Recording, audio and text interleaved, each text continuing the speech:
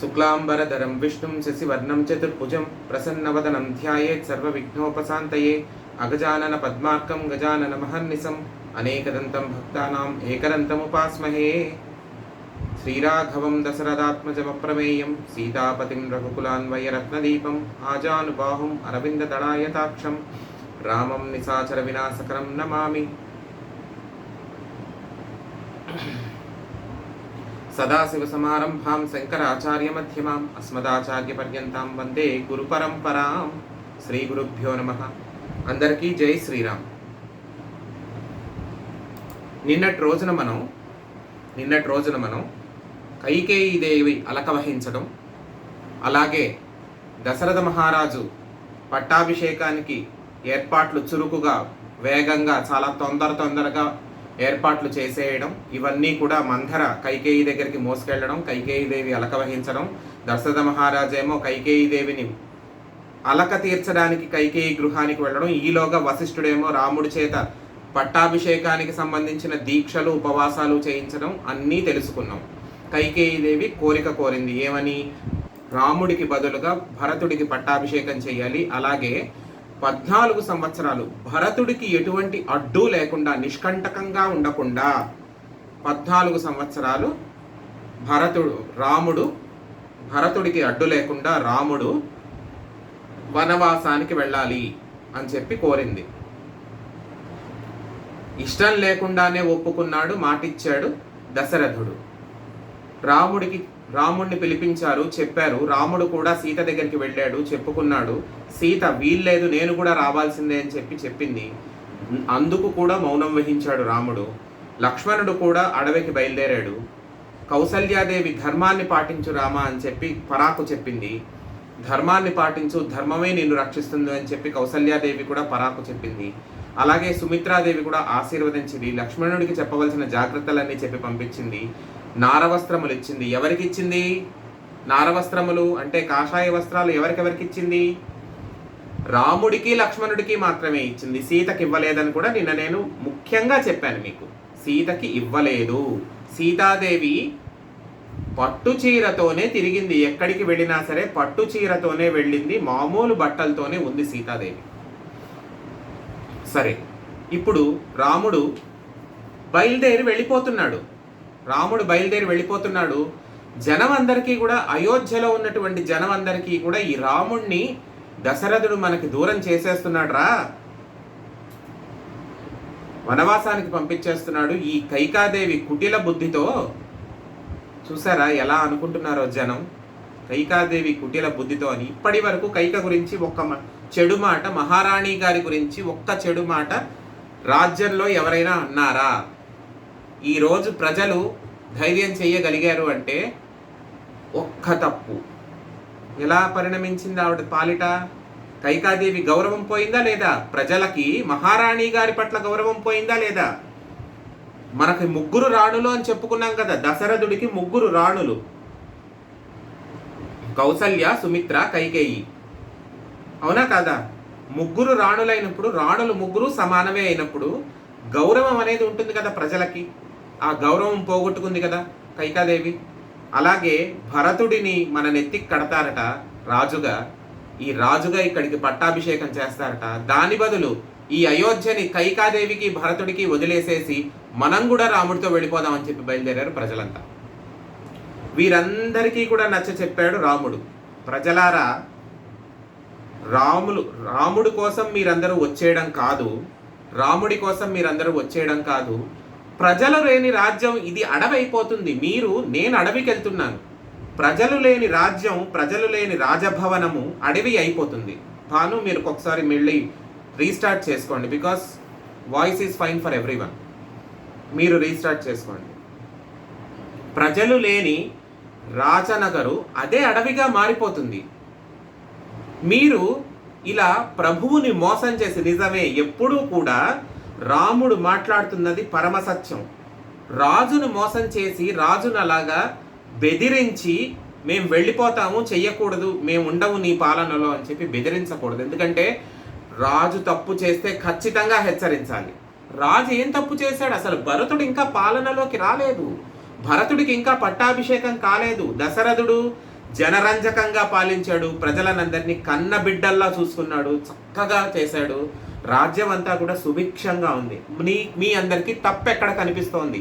రాజ్యం వదిలి వచ్చేయడానికి తప్పెక్కడ కనిపిస్తోంది? ఇది నేను అలవికి వెళ్ళడం అనేది కేవలం రాజ్యాంతర్గతమైనటువంటి విషయం, వ్యక్తిగత విషయం, కుటుంబ వ్యక్తిగత విషయము. రాముడు చెప్తున్నాడు అది కుటుంబ వ్యక్తిగత విషయం, దాన్ని రాజకీయం చెయ్యకండి. ఎందుకు? దశరథ మహారాజు నాకు తండ్రి, నా తండ్రి నాకు ఒక ఆజ్ఞ ఇచ్చాడు. రామ, నేను నీ తల్లైనటువంటి కైకేయీదేవికి నేను వరం ఇచ్చాను, నేను మాట ఇచ్చాను. వరం అని కూడా అనుకోకండి, నేను మాట ఇచ్చాను. భరతుడు ఇష్టం లేకపోయినా సరే మాట అయితే ఇచ్చాడా లేదా? మాటని నిలుపుకోవాల్సిన అవసరం ఉందా లేదా? ఇష్టం ఉందా? ఇష్ట ప్రకారం ఇవ్వలేదు కదండి దశరథుడు. అలా ఎలా అంటాడు అంటే, రాజుగారు మహావిష్ణు స్వరూపం, మాటిచ్చాడు, అష్టదిక్పాలకుల్ని నువ్వే సాక్ష్యం అని చెప్పినది, పంచభూతాలని మీరే సాక్ష్యం అని చెప్పి కైకేయీదేవి ముందే కండిషన్ పెట్టింది. నిన్న చెప్పానా లేదా మీ అందరికీ? కైకేయీదేవి ముందే కండిషన్ పెట్టింది, అష్టదిక్పాలకులారా వినండి, పంచభూతములారా వినండి, మీరే సాక్ష్యం అని చెప్పింది. అలాంటప్పుడు అది మా వ్యక్తిగత విషయం. నేను పాలించిన, నా తమ్ముడు పాలించిన, ఇది సూర్యవంశం. మీరు సూర్యవంశపు రాజ్యంలో, అయోధ్య నగరంలో రాజు ఎటువంటి ఇబ్బంది లేకుండా మిమ్మల్ని చూసుకుంటున్నప్పుడు మీరు అలా నిరసన వ్యక్తం చెయ్యకూడదు. ప్రజలకి కూడా ధర్మం ఉంటుంది. రాజు బాగా పాలిస్తుంటే ప్రజలు నోరెత్తి ఇష్టం వచ్చినట్టు మాట్లాడకూడదు. రాజు జనరంజకంగా పాలిస్తున్నప్పుడు ప్రజలు ఇష్టం వచ్చినట్టు మాట్లాడకూడదు. మీకు నిజంగా రాజు ఏదన్నా హాని కలిగిస్తున్నాడు, మీకు వ్యతిరేకంగా పనిచేస్తున్నాడు అంటే ప్రజలు నిరసన వ్యక్తం చెయ్యొచ్చు. ఆ రాజుకి హెచ్చరించవచ్చు, పరాకు చెప్పచ్చు. కానీ రాముడు చెప్తున్నాడు, నా తమ్ముడైన భరతుడు ఇంకా మీకు రాజ్య పరిపాలనలోకి రాలేదు, యవ్వరాజ్య పట్టాభిషేకం ఇంకా నా తమ్ముడు చేయించుకోలేదు, అసలు ఈ ఊళ్ళో లేడు. ఫస్ట్ మొట్టమొదటిగా భరతుడు ఇక్కడ లేడు, కేకయ్య రాజ్యంలో ఉన్నాడు. భరతుడికి ఇక్కడ జరిగిన పరిణామం ఏది తెలియదు. నా తమ్ముడిని మీరెవరు పల్లెత్తు మాట అనడానికి వీల్లేదు, నిందించడానికి వీల్లేదు.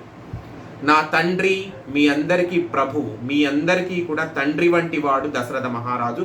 మహావిష్ణు స్వరూపం, చక్రవర్తి, సామ్రాజ్యానికి చక్రవర్తి రాజుగారంటే మహావిష్ణు స్వరూపం, మహావిష్ణు స్వరూపం. అలాంటప్పుడు మీరు చక్రవర్తిని కానీ రాజుగారిని కానీ దైవదూషణ చేసిన దానితో సమానం, మీరు నిందించకూడదు. నా తండ్రి నా తల్లికి మాటిచ్చాడు, నేను ఆ మాటని పాటిస్తూ నేను వెళ్తున్నాను, మీరెవరు రాకూడదు అని చెప్పాడు రాముడు. సుమంత్రుణ్ణి దశరథుడు మాటి మాటికి పిలుస్తున్నాడు, నువ్వు వెళ్ళి రాముడు నాపు, నువ్వు వెళ్ళి రాముడు నాపు, నువ్వు వెళ్ళి రాముడు నాపు అని చెప్పి. ఎందుకు రాముడు నాపాలి? తెలుసుకుంటున్నాడు దశరథుడు, ఏదో అయిపోతుంది, తప్పు అయిపోయింది, ఏదో తెలుసుకోకుండా నా ప్రమేయం లేకుండా నేను ఇచ్చేశాను, మాట ఇచ్చేశాను. కానీ జ్యేష్ఠపుత్రుడు వెళ్ళిపోతే రాజ్యం నిర్వీర్యం అయిపోతుంది, అందులో ప్రజల్లో వ్యతిరేకత వచ్చేస్తోందని తెలిసిపోయింది, అపోజిషన్ క్రియేట్ అయిపోతుందని చెప్పి తెలిసిపోతుంది, ప్రజల్లో ఒక రకమైనటువంటి భావన వచ్చేస్తోంది, ఏదో ముసలం పుడుతోంది అనేటటువంటి భావన వచ్చేస్తోందని తెలిసిపోతుంది దశరథ మహారాజుకి. రాజ్యాన్ని కాపాడుకోవాలి, రాచరికాన్ని కాపాడుకోవాలి, అలాగే వంశపు మర్యాద కూడా కాపాడుకోవాలని చెప్పి మాటి మాటికి సుమంత్రుడిని పిలిచి, నువ్వు వెళ్ళి రాముడిని కాకై, నువ్వు వెళ్ళి రాముడిని కాకై, వచ్చేమను, ఏం పర్వాలేదు, అవసరమైతే నన్ను బంధించి కారాగారంలో పడేసేసి కావాలంటే రాజ్యాల్లో పట్టాభిషేకం బలవంతంగా తీసేసుకోమని చెప్పాడు. వింటాడా రాముడు? అది అధార్మికం కదా, అవునా కాదా? ఇప్పుడు తండ్రిని బంధించడం అనేది తప్పు, ఎంత రాజ్యం కోసమైనా సరే అది రాముడికి తెలుసు. తండ్రిని బంధించి అలా తీసుకోకూడదు. ఇంకొకటి, తండ్రి మాట ఇచ్చాడు, నా ద్వారా ఆ మాట నిలబడాలి అనేటటువంటి కాన్షియస్నెస్ ఉంది రాముడికి. ఆ స్పృహ అంటారు తెలుగులో, ఆ ఆలోచన భావం, కాన్షియస్నెస్ ఆ రాముడికి ఎప్పుడూ ఉంది. తండ్రి ఇచ్చిన మాట నా ద్వారా నిలబడాలి అని చెప్పి, అవునా కాదా? అలాంటప్పుడు రాముడు చాలా జాగ్రత్తగా ఇవన్నీ కూడా నచ్చ చెప్పాడు. రథం ఎక్కాడు రాముడు. ఇన్ని చేసిన తర్వాత ఏమైందంటే, దశరథ మహారాజు, మీరు పెద్దవాళ్ళందరూ కూడా తెలుసుకోండి, కోడలికి దశరథ మహారాజు కొన్ని కావిళ్లతో చీరలిచ్చి పంపించాడు, నగలిచ్చి పంపించాడు పెట్టుకోవడానికి, తెలుసా? కొడుకులు నారవస్త్రాలు కట్టుకున్నారు. రాముడు లక్ష్మణుడు కూడా నారవస్త్రాలే కట్టుకున్నారు. వనవాసానికి దీక్ష అనేది ఉంటుంది, వనవాసానికి మౌన దీక్ష అని ఉంటుంది. ఏంటంటే తపస్సు చేసుకోవాలి, అవసరమైన చోట గాయత్రి మంత్ర జపం అది చేసుకోవాలి, అలాగే కందమూలాలు భుజించాలి. క్షత్రియ వంశజులు కాబట్టి, క్షత్రియ వంశంలో పుట్టినవారు కాబట్టి వారికి మాంసాహారము నిషేధము కాదు. కానీ ఖచ్చితంగా ఇంకా రోజు పొద్దున్నే లేచినప్పటి నుంచి అదే వేటండి, ఎక్కడెక్కడ దొరుకుతుందో చూస్తానండి, ఎక్కడ టేస్ట్ బాగుంటుందో చూసి దాన్ని కొట్టుకొస్తానండి, అది వండుకు తింటానంటే కుదరదు. నీకు కందమూలాలు ఏవి దొరకని చోట అక్కడ తినాలి. ఏదైనా జీవం కనిపిస్తే నీ ఒంటిని నువ్వు నిలుపుకుని నీ దీక్ష నువ్వు పూర్తి చెయ్యాలి. కాబట్టి అప్పుడు ఏదో ఒక వేటాడి ఒక జీవాన్ని చంపి తినాలి. అది చంపి తిన్నందుకు నీ కర్తవ్యం ఏమిటి? నీ ఒంట్లో శక్తి వచ్చింది, ఒక జీవం యొక్క ప్రాణం నీ ఒంట్లో ప్రవహిస్తోంది, అవునా? అప్పుడు ధర్మానికి ఏదన్నా కీడు వాటిల్లుతుంటే ఆ ధర్మాన్ని నిలబెట్టడానికి ఆ శక్తిని ధారపోయాలి. When you have killed one animal and you have taken it as a food, you should use that energy which you have gained from that food to do a very good job in your life, especially for the nation and especially for your dharma. You people understand? మీకు అందరికీ అర్థమవుతుంది కాబట్టి, English మీడియంలో చదువుకుంటున్నారు కాబట్టి అందరికీ అలా చెప్పాను. ఇప్పుడు ఆ దీక్ష అనేది ఉంటుంది, కానీ సీతాదేవికి ఉండదు. అది సీతాదేవి విషయంలో అది వర్తించదు. ఎందుకంటే కైకేయీదేవి అడిగింది, రాముడు అడవికి వెళ్ళాలనే అడిగింది, కోడలు అడిగి వెళ్ళాలని చెప్పి అడగలేదు. లక్ష్మణుడు వెళ్ళాల్సిన అవసరం లేదు, అన్న మీద ప్రేమతో వెళ్ళాడు, అన్నని రక్షించుకోవడం కోసం వెళ్ళాడు, అన్నని అనుదినము కంటితో కాపాడుకుని తోడుగా ఉండడం కోసం వెళ్ళాడు, విడిచి ఉండలేడు కాబట్టి వెళ్ళాడు. సీతాదేవి ఒక భార్యగా తన భర్తని వెనకాల ఉండి అనుగమించాలి. ఛాయైవానుగతా సదా అని చెప్పి జనక మహారాజు అన్నాడు కదా, నీకు నీడలా వెన్నంటి వస్తుంది నా కూతురు అని చెప్పి. అదే ధర్మాన్ని పట్టుకుని వెళ్ళింది సీతాదేవి కూడా. ఇప్పుడు సుమంత్రుణ్ణి పిలిచి వెనక్కొచ్చేయమని చెప్పి కబురు పెడుతున్నాడు. రథం వెళ్తోంది, జనాలు హోరుగా ఆర్తనాదాలు చేస్తున్నారు, రామా వెళ్ళకు, రామా వెళ్ళకు, రామా వెళ్ళకని. రథం చక్రాల శబ్దం మొదలైంది. సుమంత్రుడు వచ్చాడు, ఎక్కి చెప్తున్నాడు, రామా నీ తండ్రి పిలుస్తున్నాడు వచ్చేయమని చెప్పి. అంటే రాముడు అన్నాడు, రథచక్రాల హోరులో ఈ జనం చేస్తున్నటువంటి ఆర్తనాదాల శబ్దంలో నువ్వు చెప్పిన మాట రాముడికి వినిపించలేదని చెప్పే, అబద్ధం చెప్పు, పర్వాలేదు వెళ్ళిపో సుమంత్రుడు నువ్వని చెప్పాడు. చెప్పచ్చా? తండ్రి మాట నిలబెట్టడం కోసం, తండ్రి ఉత్తమ గతుల్లో ఉండడం కోసం, సూర్యవంశపు రాజులు ఆడిన మాట తప్పరు అని చెప్పడం కోసం, ఒక మెట్టు దిగడంలో తప్పు లేదు. ఎంత అవతార పురుషుడైనా సరే తండ్రి ఇచ్చిన మాట, ఆ మాట నిలవాలి అంటే నేను ఒక మెట్టు దిగిన, ఒక మాట పొల్లు మాట్లాడినా పర్వాలేదు, ప్రతిసారి కుదరదు అలాగా.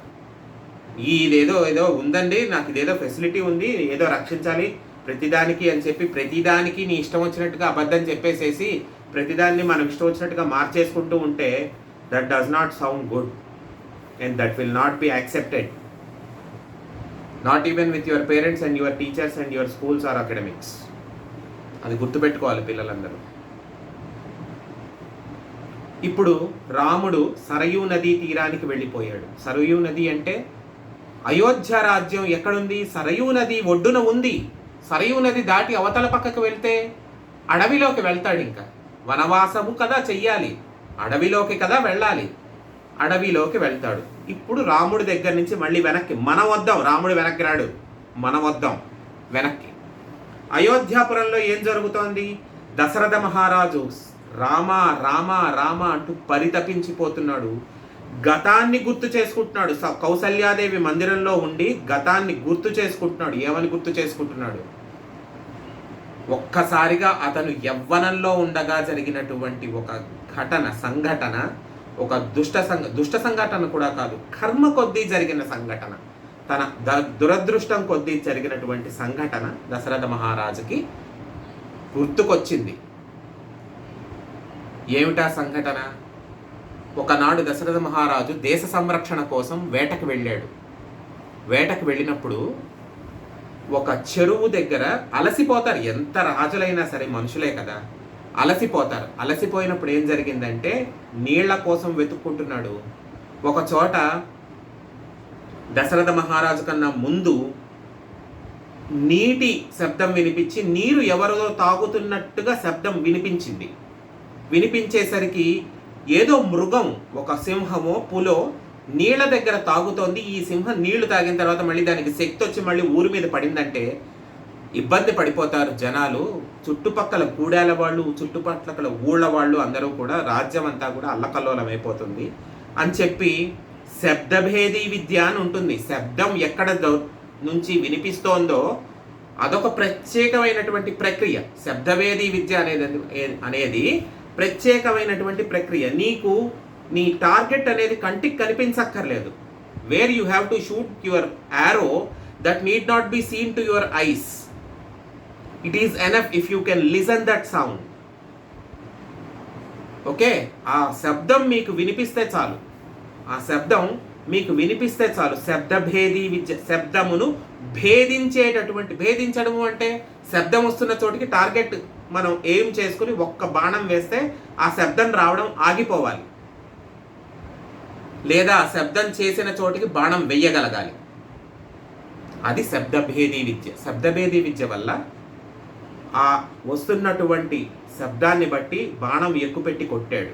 కొట్టేసరికి అనుకోకుండా దశరథ మహారాజు కర్మ ఫలితంగా ఒక మునికుమారుడు ఆ బాణం తగిలి పడిపోయి ఉన్నాడు. ఇంకా కొడ ప్రాణంతో కొట్టుకుంటున్నాడు ఆ మునికుమారుడు. వెళ్ళాడు, చెరువు దగ్గరికి వెళ్ళాడు దశరథ మహారాజు. వెళ్ళి, ఓ మునికుమారా, నువ్వెవరివి, ఏమిటి, నా వల్ల చాలా అపరాధం జరిగిపోయింది, చాలా తప్పు చేసేసాను నేను, క్షమించు అని బతిమాలుకున్నాడు. తెలుస్తోంది దశరథ మహారాజు ఖచ్చితంగా ఇతను ప్రాణాలు వదిలేస్తాడు అని చెప్పి. అప్పుడు అతను చెప్తున్నాడు, మహారాజా, నీ తప్పు లేదు, నీ తప్పు లేదు. నీవు దేశాన్ని ఏలేటటువంటి రాజువి, దేశ సంరక్షణ నీ బాధ్యత, అంతవరకు నీ ధర్మం. శబ్దభేది విద్య వల్ల నేను మనిషినా మృగాన్నా అనేటటువంటి విషయాన్ని నువ్వు నిర్ణయించుకోలేక బాణాన్ని వదిలేవు. కేవలం నీ దృష్టి ఏంటి, ఆ శబ్దం ఒక మృగం వల్ల జరుగుతోంది అంటే ఆ మృగం బయటికి వచ్చి దేని మీద కూడా ఎవరిని కూడా చెణకకూడదు, దేని మీద అటాక్ చెయ్యకూడదు. ఆ ఒక్క విషయంలోనే నువ్వు దాని మీదే దృష్టి పెట్టావు. ఒక మానవుడు, ఒక మనిషినైనటువంటి నేను ఉన్నాననే చెప్పి భావన నీకు లేదు. నీవు రక్షణ అనే అంశాన్ని ఆలోచిస్తున్నావు కాబట్టి నీ తప్పు కాదు అని చెప్పి శ్రవణకుమార్, ఆ మునికుమారుడు పేరు శ్రవణకుమారుడు. నా పేరు శ్రవణకుమారుడు. నా తల్లిదండ్రులు వృద్ధులు, పేర్లు చెప్పలేదు. నా తల్లిదండ్రులు వృద్ధులు, పైగా అంధులు, గుడ్డివారు. వారు నడవలేరు కాబట్టి వారిద్దరిని ఒక కావడికి వేసుకుని అటువైపు ఇటువైపు కూర్చోపెట్టుకుని నా తల్లిదండ్రులు ఇద్దరిని నేను అలా అలా ముందుకు తీసుకెళ్తూ ఉంటాను. వాళ్ళేమో అవసరమైనప్పుడు జపం చేసుకుంటూ ఉంటారు. వారికి కావాల్సినటువంటి ఆహారాన్ని, పానీయాన్ని నేను తీసుకొచ్చి పెడుతూ ఉంటాను. ఇప్పుడు నేను ప్రాణాలు వదిలేస్తున్నాను నేను. నా తల్లిదండ్రులు ఏమైపోతారో అనేటటువంటి బాధ నన్ను తొలిచేస్తోంది. వృద్ధులు వాళ్ళిద్దరూ కనీసం వారి కోసం దోసెడు నీళ్లు తీసుకెళ్ళివు మహారాజా అని చెప్తూ ప్రాణం వదిలేశాడు శ్రవణకుమారుడు శపించలేదు. శ్రవణకుమారుడు దశరథ మహారాజుని శపించలేదు. శ్రవణకుమారుడి తల్లిదండ్రులైనటువంటి ఆ వృద్ధ దంపతులు ఇద్దరు ఉన్నారు కదా, పాపం కళ్ళు కనిపించనటువంటి వృద్ధ దంపతులు, వాళ్ళిద్దరూ కుమారా దాహం వేస్తోంది అని కలవరిస్తున్నారు. కొడుకు వచ్చి నీళ్లు ఇస్తారని చెప్పి. కొడుకు రాకపోగా ఈ దశరథ మహారాజు వెళ్ళాడు, జరిగినదంతా చెప్పుకున్నాడు, క్షమాపణ వేడుకున్నాడు. ఏడ్చేశారు. కొడుకు కంటి ముందు పోతే ఏ తల్లిదండ్రులు తట్టుకోగలరు? అదంతా సాధ్యమా?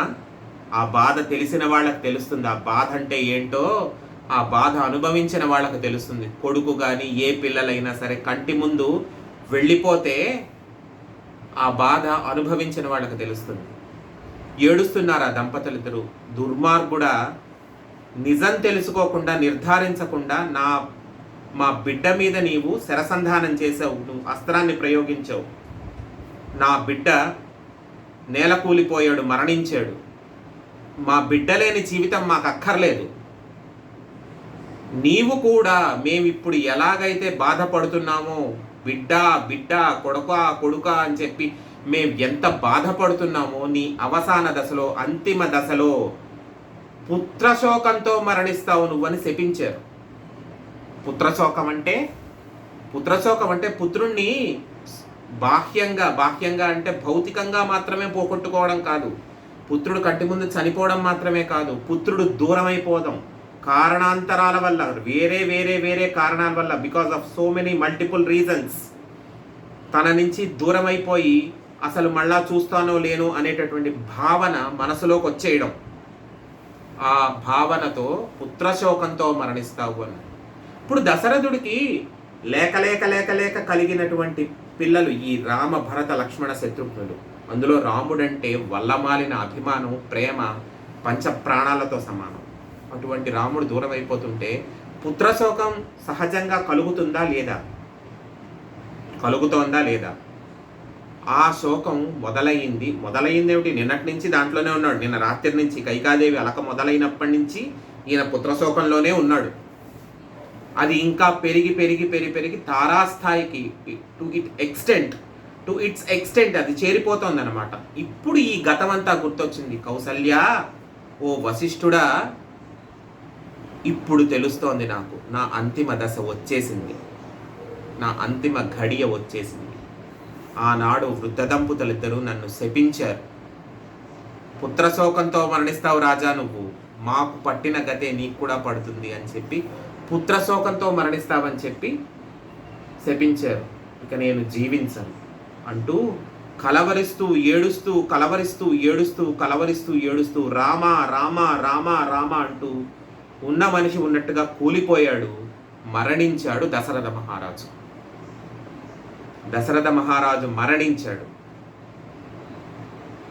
అయోధ్య నగరం అంతా దశరథ మహారాజు యొక్క మరణ వార్త తెలిసిన వెంటనే రాజు మరణించినప్పుడు జరగాల్సినటువంటి క్రతువు మొదలుపెట్టారు. క్రతువు అంటే ప్రోటోకాల్స్ ఉంటాయి కొన్ని. ఫర్ ఎగ్జాంపుల్, ఇప్పుడు మనకి ప్రైమ్ మినిస్టర్ కానీ, పూర్వ ప్రధానులు కానీ, పూర్వ రాష్ట్రపతులు కానీ ఎవరైనా కాలం చేస్తే మనకి కొన్ని ప్రోటోకాల్స్ ఉంటాయి. ఫర్ ఎగ్జాంపుల్, ఈ మధ్య చనిపోయిన వారి గురించే చెప్తాను నేను. మీకు అందరికీ ఇప్పుడు మీరందరూ న్యూస్ పేపర్స్లోను వాటిల్లోనూ చదివి ఉంటారు. అటల్ బిహారీ వాజ్పేయి గారు, ప్రణబ్ ముఖర్జీ గారు, ఇటువంటి దేశాన్ని ఏలినటువంటి రాష్ట్రపతులు, ప్రధానమంత్రులు చనిపోతే కొన్ని ప్రోటోకాల్స్ ఉంటాయి. 7 రోజుల సంతాప దినము, అలాగే జాతీయ పతాకాన్ని సగం దించుతారు. పూర్తిగా ఎప్పుడు కూడా నేలకి తాకించరు. మీరు గుర్తుపెట్టుకోండి, జాతీయ పతాకాన్ని ఏ దేశము కూడా పూర్తిగా నేలకి తాకించదు, సగం దింపి వదిలేస్తారు. అలాగే కొన్ని రాజ్యాంగబద్ధమైనటువంటి కొన్ని కార్యకలాపాలు జరపరు. ప్రభుత్వం తరపున జరపవలసినటువంటి వేడుకలు అవి కూడా ఒక వారం రోజులు జరపరు. ఇవన్నీ మనకి ఇండియన్ కాన్స్టిట్యూషన్ ప్రకారం మనకి కొన్ని ప్రోటోకాల్స్ ఉన్నాయి. అలాగే అయోధ్య రాజ్యంలో కూడా వాళ్ళు పతాకాలు దింపేశారు. అయోధ్య రాజ్యానికి సూర్యవంశపు పతాకం ఉంటుంది. సూర్యుడు జ్వలిస్తూ ప్రకాశించేటటువంటి బొమ్మ కలిగినటువంటి జెండా ఉంటుంది. ఆ జెండాని సగం దింపారు. రాజభవనం మీద, రాజద్వారం మీద ఎగురుతున్నటువంటి జెండాని సగం దింపారు. కబురు పెట్టాల్సిన వాళ్ళందరికీ కబుర్లు పెడుతున్నారు. కానీ ఇక్కడ మీకు ఒక విషయం చెప్పాలి. కైకేయి దేవితో ఈ వాగ్వివాదం జరుగుతున్నప్పుడు, వరం అడిగినప్పుడు ఇచ్చేశాడు, మాట ఇచ్చాడు, ఇంకా తప్పలేదు.